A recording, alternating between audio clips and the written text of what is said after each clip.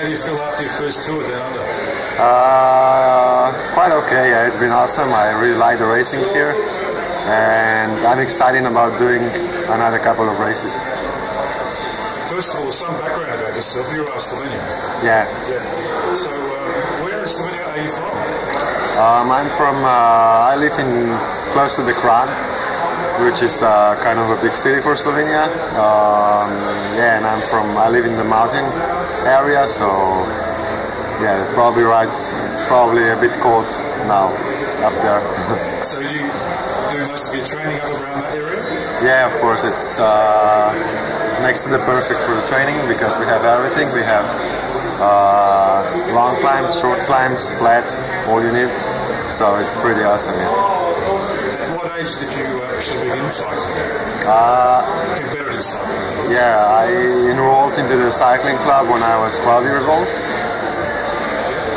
And who was your biggest inspiration?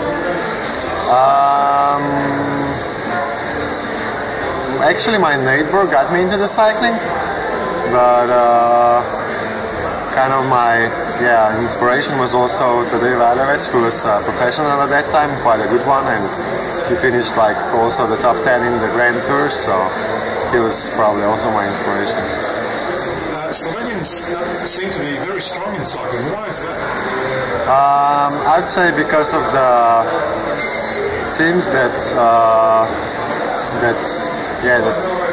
do work with young cyclists, because they work very well with them, and probably also because of the environment we have, like with the it's perfect area for training, and the weather is nice for most of the year, with the exception of the winter. And yeah, but probably still the cycling clubs have a big part of the favor. Yeah.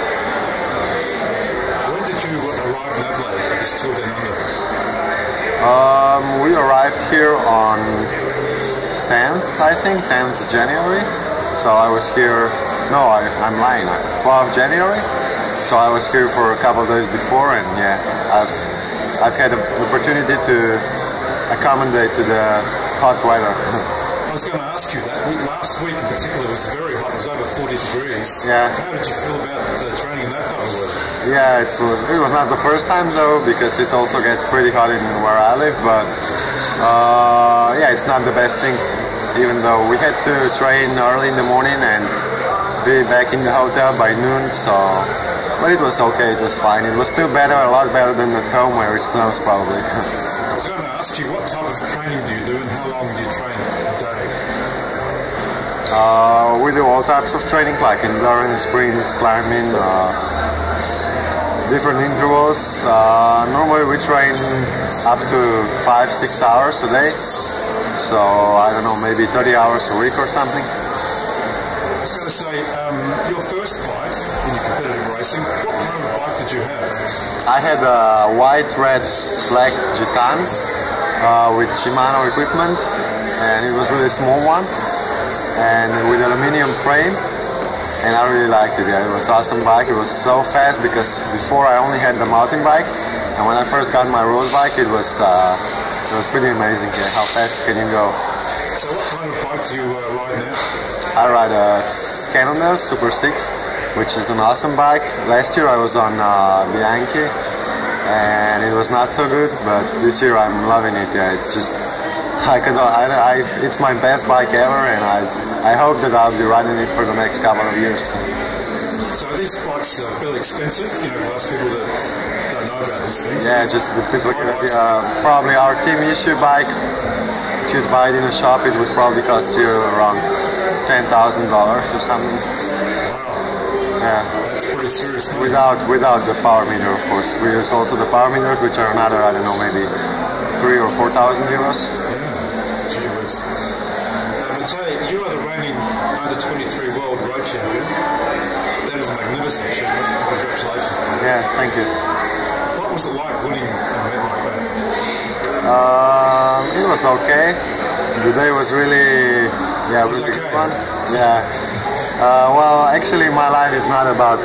I'm not so competitive, and I'm not all about winning. I enjoy more like every moment by himself. Like it's unreplaceable, and I'm happy with my life in general, not just with the results I make. I don't ride my bike to wear a rainbow jersey on the end of the season or something. I ride my bike to enjoy and to have to be happy and to be surrounded by happy people, and I really have a good time. Also now, for example, even though if I didn't make a result or something, we had a really nice time down here, and that's probably the most beautiful thing you can do. This is your first year as a pro cyclist. What differences have you seen from going from the under-23 level to the pro level? Yeah, well, actually last year I didn't do much under-23 races, just the World Championships and Tour de l'Avenir.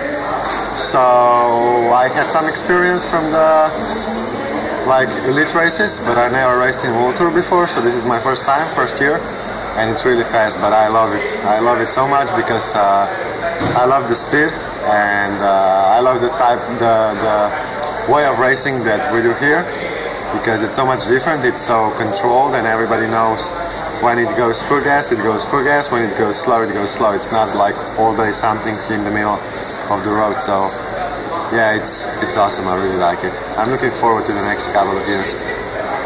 Well, that's the thing about professional racing, isn't it?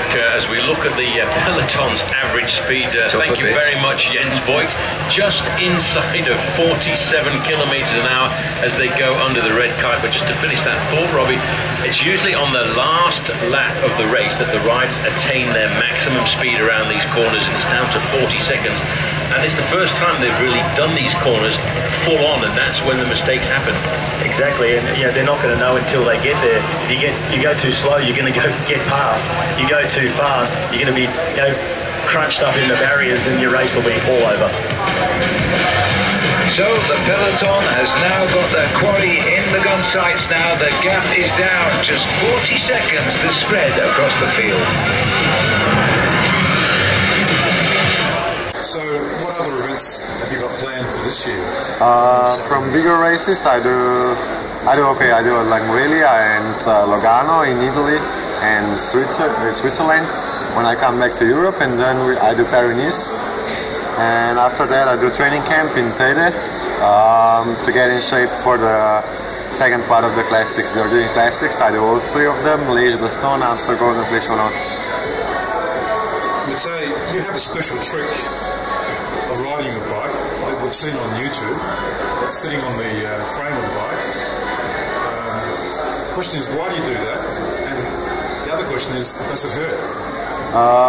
No, it doesn't hurt. It absolutely doesn't hurt. But why do I do it? Because it brings advantage, and because it doesn't hurt and brings advantage, I use it. And do you actually use it in the tour racing here? Yeah, I also used it here in Adelaide, oh, wow. And it's something normal for me because I don't really think about it. I do